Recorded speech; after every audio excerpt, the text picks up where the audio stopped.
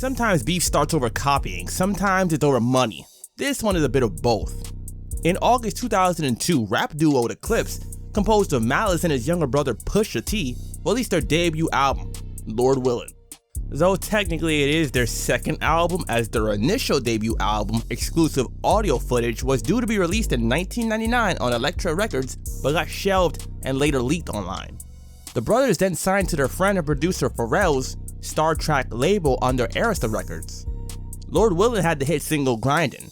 It also featured other singles like Cot Damn and When the Last Time. The Neptunes, composed of Pharrell Williams and Chad Hugo, produced that album, and guess what else they produced around that time? The classic track, What Happened to That Boy, from Baby's major record label solo debut album titled Birdman. On that song, the Clipse are featured.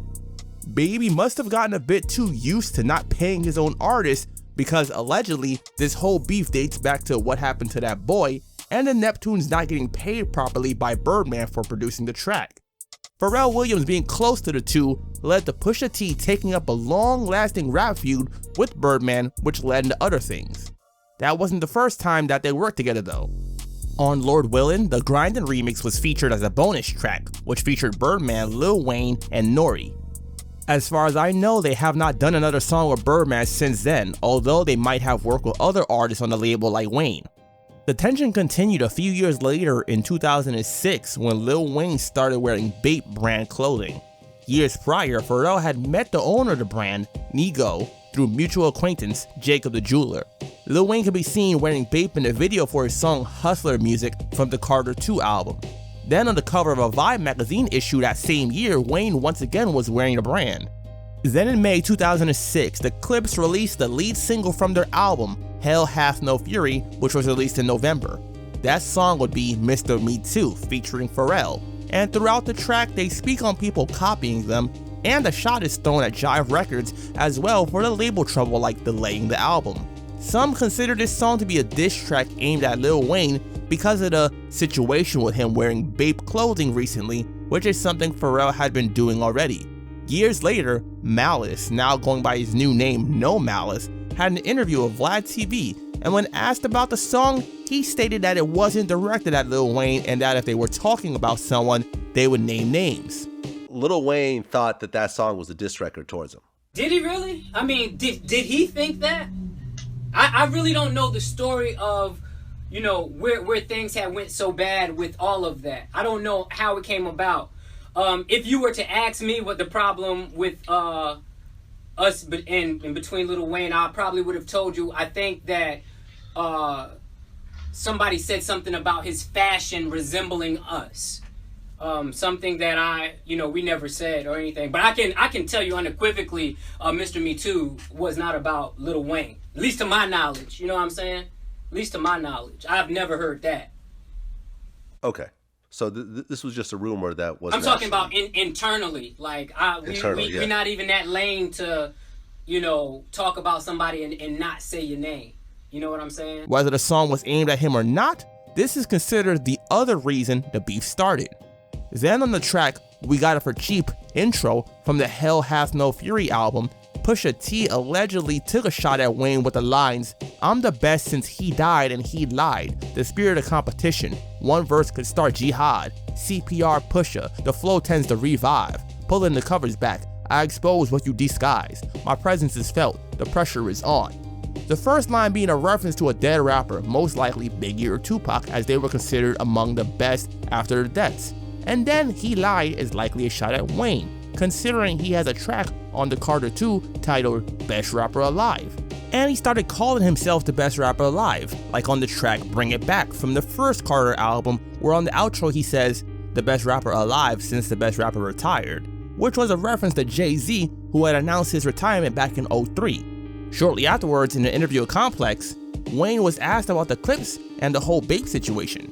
He essentially states that he didn't copy the Clipse and that he made Bape a trend, not Pharrell, as when Pharrell wore it, he was looked at as weird.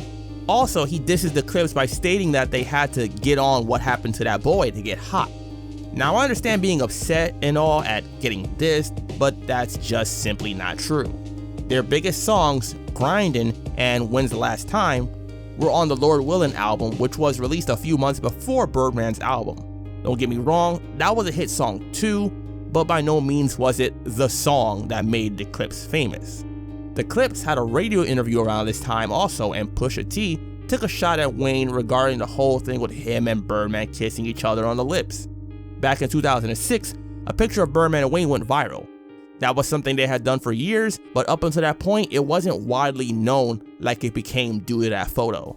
Then in an interview with Lace magazine, the Clips again took shots at Wayne, like refuting his best rapper alive claim, and states that Wayne is biting styles from rappers like them and Jay-Z.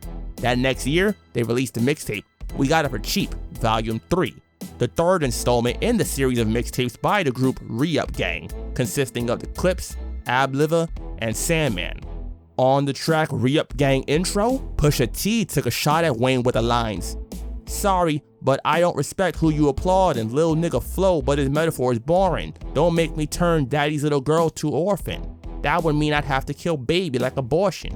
A reference to the fact that Birdman and Wayne referred to each other as father and son. Then in 2010, the Clips were featured on the Jeezy song Illin from the mixtape Trap or Die 2 by Any Means Necessary. On Pusha T's verse, he takes a shot once again at Wayne with the lines, "Tell Hova don't pass the crown so soon, unless you got a crown for every writer in the room. There's too many spirits on these ghost-written tunes, so you can't crown the air until you seance the room." This being a shot at Wayne for the ghostwriting rumors that Wayne has had. For example, Gilly the Kid years ago had claimed to write for Wayne when he was down with Cash Money. Also in 2010, Pusha T signed to Kanye West's Good Music label. Kanye had a working relationship with several artists from Cash Money, Young Money, considering around this time he had Lil Wayne on his Graduation album and Nicki Minaj on My Beautiful Dark Twisted Fantasy, as well as having produced for Drake on his debut album Thank Me Later. The next year, things seemed like they were calmed down, as on the track Open Your Eyes from the mixtape Fear of God, Push congratulated Wayne on the outro for being released from prison and said T.I. should be freed next. And he also did an interview around that time during which he mentioned that the beef between him and Wayne is essentially put to rest. However, that next month in May, Push released the track Exodus 23-1 featuring The Dream, a straight diss aimed at Cash Money, Young Money, in particular Wayne and Drake.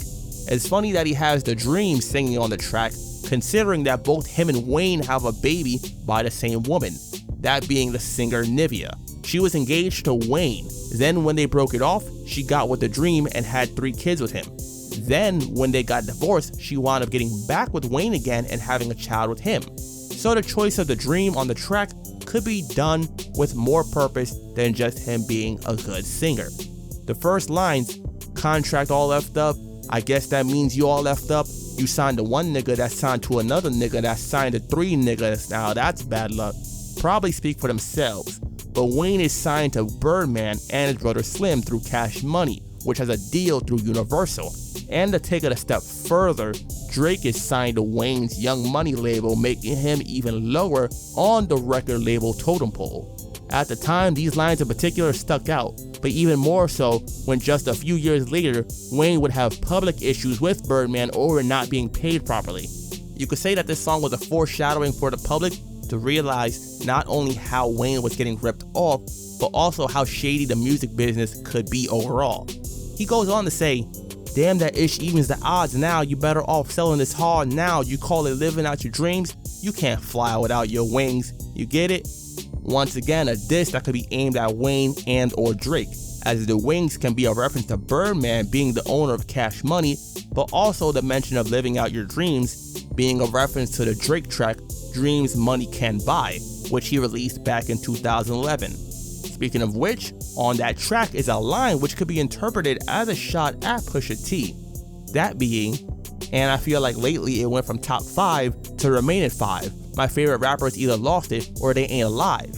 And they try to bring us down, me, Weezy, and Stunner. We stayed up, Christmas lights in the middle of summer." Drake is on record saying that he used to listen to the Clips a lot. He even has told a story about being 17 and searching online for signed items by the Clips because he was a big fan. He wound up buying a microphone from someone in Virginia for $200 that was allegedly signed by Push. This is something that would come into play a little later on during the beef. In response to Drake's Dreams Money Can Buy track released in May 2011, Push dropped the track Don't F With Me in September, rapping over the same beat as Drake and taking shots at him as well as other artists like Ambassador Rick, a fellow Virginia rapper who was beefing with Pusha T around the time. So yeah, Exodus 23-1 wasn't the first time a shot was thrown at Drake from Push. Shortly after the release of Exodus, Wayne released the track Ghoulish, which was a diss to Pusha. He starts the track off with the lines, F Pusha T and anybody that love him, his head up his ass, I'ma have to headbutt him, which is probably the most well-known line from the song, but it honestly doesn't get much better from there. As much as I've listened to Lil Wayne, this song just wasn't it, but it was definitely response to Push, facts are facts. The next month, Pusha T on Hot 97, when asked about the track, would state that it was horrible and not worth responding to. So when you heard, what was your opinion of Wayne's response? It was horrible.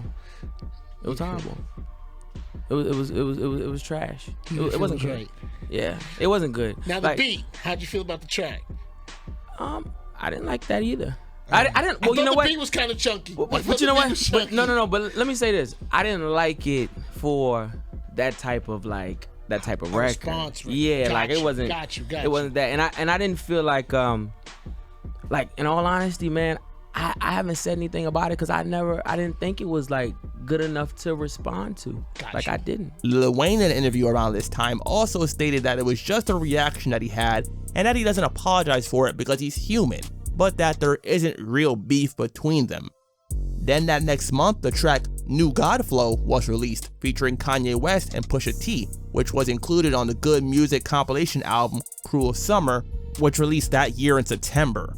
On the song, Push takes shots at Birdman in the second verse with lines like, step on their necks till they can't breathe, claim they 5 stars but sell your dreams, they say death multiplies by 3s, line them all up and let's just see. Birdman is known for having star tattoos on his head and has an album titled 5 Star Stunner. Around this time, Jae Millz, a rapper signed to Young Money, released a diss track titled Hearing Voices aimed at Pusha T in response to Exodus 23-1. He doesn't name Pusha by name, but makes references to someone talking about cocaine and sneak dissing. Then early in 2013, Jae Millz released the mixtape Dead Presidents 2, and on the outro, The Walkout, more shots seem to be thrown at Push with lines like, all caught up in their emotions, put some skirts around these niggas, talking about bricks and ain't no work around these niggas. Use a middleman, little man. Once again, a reference to selling coke, which Push is well known to rap about. Again, not a spectacular diss or anything, but I'm glad someone from Young Money stepped up to the mic. Then in September 2013, Wayne released his Dedication 5 mixtape, and Pusha T shortly afterwards allegedly took a shot at him with a tweet saying, "You really lost it," which many took as a diss to Wayne about the mixtape. Push was then on a show with DJ Envy, and when the mixtape was brought up, he stated that it was trash. Things died down between the two afterwards, and Push turned his attention more towards Drake. However, before I get into that, I'm going to go over a short-lived beef that went on around this time as well involving the groups. I mentioned previously that Push had signed to Kanye's Good Music label. Other artists signed to the label were artists like Common and Kid Cudi, who had their own issues with Drake, as Common dissed him on the track Sweet from his 9th album, The Dreamer the Believer, released in November 2011. As you could probably tell from the title, he takes shots at a rapper who's considered soft. If you know anything about Common as a rapper, he put out that diss track back in the 90s about Cube, and I've covered that beef previously on the channel, so check it out if you haven't yet for more details. He initially denied the track being about Drake in particular, and was pretty much like, whoever fits the description, but he did come out and admit that it was indeed directed towards Drake during an interview with Sway.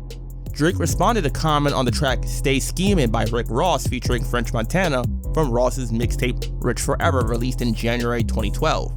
From his first lines, "It bothers me when the guys get to acting like the broads. Guess every team doesn't come complete with niggas like ours. That's why I see no need to compete with niggas like y'all." You could tell that it's a diss, most likely aimed at Common and possibly Good Music, as at this time, the Pusha beef was already underway.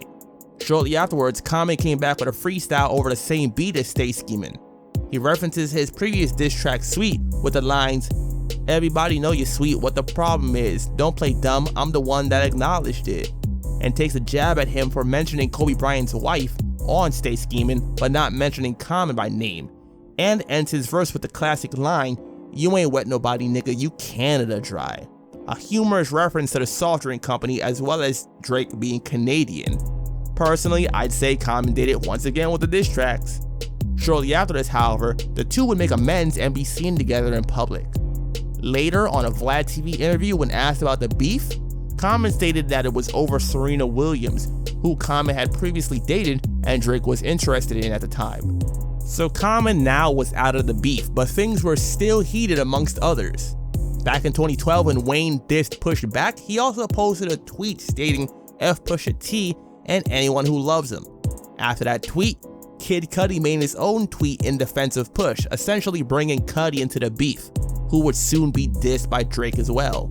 In November 2013, Drake released his third album, Nothing Was the Same, and on the intro track, Tuscan Leather, Drake has the lines, "Yeah, I'm just as famous as my mentor, but that's still the boss, don't get sinful, get hype on tracks and jump in front of a bullet you wasn't meant for, cause you don't really want to hear me vent more, hot temper, scary outcome, here's a reason for niggas that's hating without one, that always let their mouth run, bench players talking like starters, I hate it," which can be seen as a shot at Push in defense of Wayne. Then in October 2016, Push released the track HGTV Freestyle, which featured the lines, "It's too far gone when the realest ain't real. I walk amongst the clouds so your ceilings ain't real. These niggas call of duty cause their killings ain't real. With a questionable pen so the feeling ain't real," which is considered by some to be a shot at Drake, hence the reference to So Far Gone, and the head in the clouds being a reference to Drake's album cover from Nothing Was the Same. The questionable pen line being a reference to the ghostwriting accusations that Drake had recently had against him. That same month, Drake released the track Two Birds, One Stone, which took shots at both Push and Cudi, with lines questioning Push's drug dealing raps and lines about Cudi and his mental health and drug use. Considering around this time, Cudi had been admitted to rehab due to his mental health, many people felt that the lines at Cudi were a low blow from Drake. Cudi sent a tweet at Drake in response to the track, essentially saying to confront him when he gets out. Fast forward to 2018, and the diss tracks came back in full force. In May, Pusha T released his third solo album, Daytona, which was the first album released from the Wyoming sessions.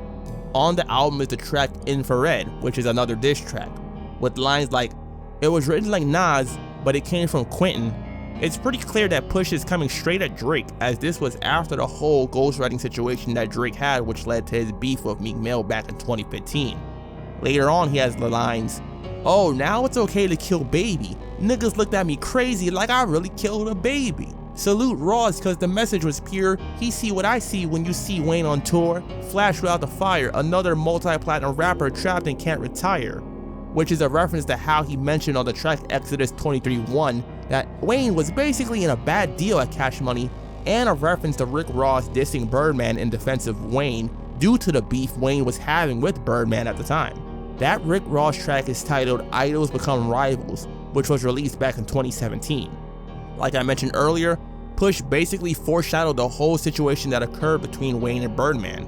Drake came back that same day with the track Dubby Freestyle, which was a direct response to Infrared. He implies that Push is a hypocrite for dissing him for getting help with verses when Kanye West, the head of Good Music, has gotten help from Drake himself on songs. Specifically, Father Stretch My Hands and 30 Hours from the Life of Pablo album, which Kanye has admitted to getting help from Drake on. Kanye would later on tweet that he shouldn't have worked on any track with negativity towards Drake, which you could assume would be Infrared, which was produced by Kanye.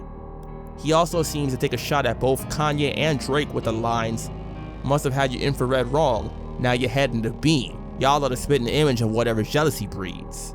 Drake goes on to claim again that Push wasn't heavy in the drug game like he claims in his rhymes with the lines, "Your brother said it was your cousin, then him, then you. So you don't rap what you did, you just rap what you knew," which is a reference to that same Vlad TV interview with No Malice where he was asked about his involvement in the drug game, and he stated that their cousins were the ones that brought him into it, and then Push got involved later on while he was gone serving in the military. Considering Push is the younger of the two brothers, it makes sense that he would not be involved until later on. Drake then goes on to mention Push's fiancée with the lines, I told you keep playing with my name and I'ma let it ring on you like Virginia Williams. This would probably be something Drake regretted pretty soon. Both of these diss tracks are pretty good. They both had some good lines and Drake was applauded for his quick response time to the track. Considering the consensus from the Drake and Meek beef was that Drake had won with his diss tracks, some thought that this would be a similar situation. However, just a few days later, Push came back with another diss track, that being Story of Adidon, a cold, calculated, caustic diss that hit Drake with a low blow of his own. Push came with something I like to see in diss tracks: facts, especially ones that were unknown to us beforehand. He dismantles Drake piece by piece, starting his verse with the lines, "Drug dealing aside, ghost riding aside, let's have a heart-to-heart about your pride. Even though you're multi, I see that your soul don't look alive. The M's count different when baby divides the pie. Wait, let's examine why."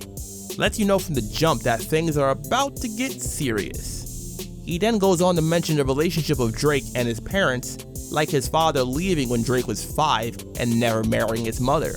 He also mentions Steve Harvey in the track with the lines, "Monkey suit Dennis, you parade him, a Steve Harvey suit nigga made him," which prompted Harvey to respond to the diss track himself while on the set of Family Feud. Push then responds to Drake's lines in Duppy Freestyle about his fiancée with lines referring to Sophie Brousseau, a former French porn star who went by the name Rose Divine, who Drake had a child with. This was probably the biggest blow from the diss track, as Drake until this point had been denying the rumors of having a child with her, so it was never confirmed to the public.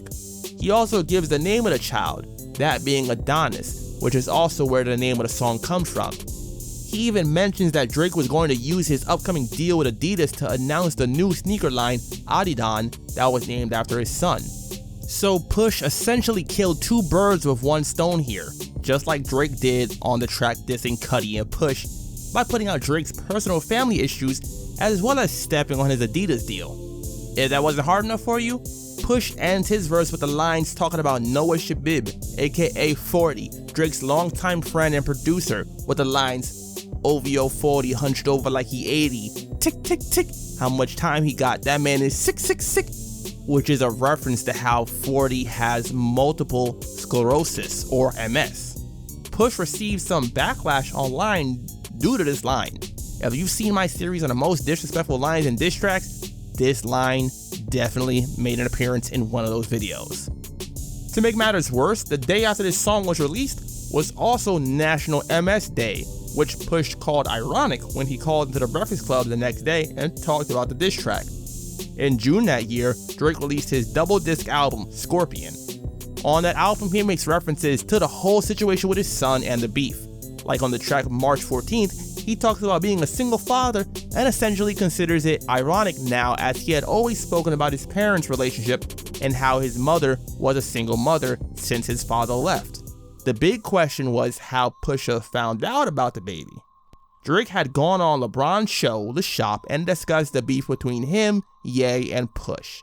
He stated that he knew his child would come up in the beef, and that when he was in Wyoming, he talked to Kanye about the troubles he was having with the mother of his son, and was under the assumption that it was Ye that leaked the information to Push.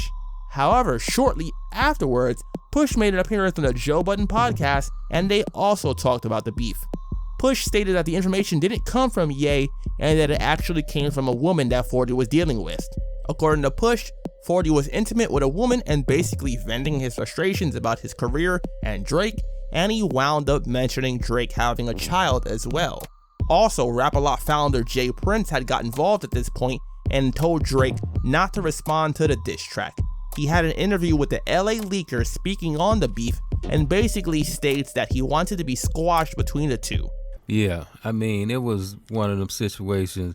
This is something I saw before, you know. Right. And when I witnessed it before, you know, it was a situation that, you know, can go from 0 to 100 like real quick. Mm-hmm. And so, you know, with me, you know, hearing all the different things that's taking place and knowing the possibilities of it going there, you know what I mean? I'm like, I'm a guy with some sense. Of course, yeah. There needs to be a voice of reason. You know what I mean? So at that point, I'm like, okay, let me unplug this situation because ain't nothing good gonna come of this.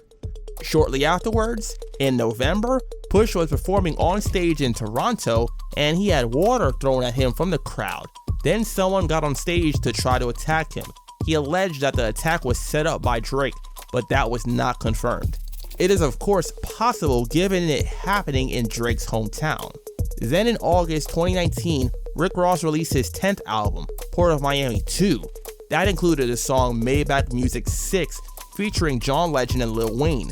It also originally included a verse by Pusha T, but on that verse he was dissing Wayne and Drake, so Ross decided not to include it on the song.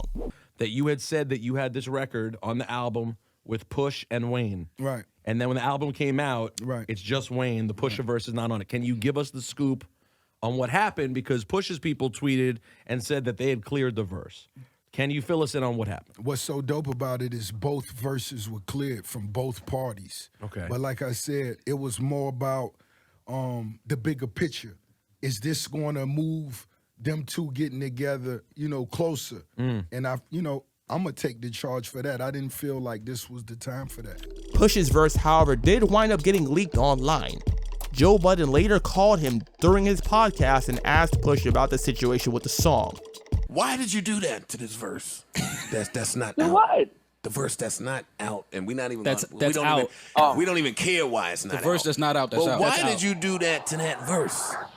Why are you doing these to features? Nah, man. Listen, man. We, that's what we in it for, man. We here to rap, bro.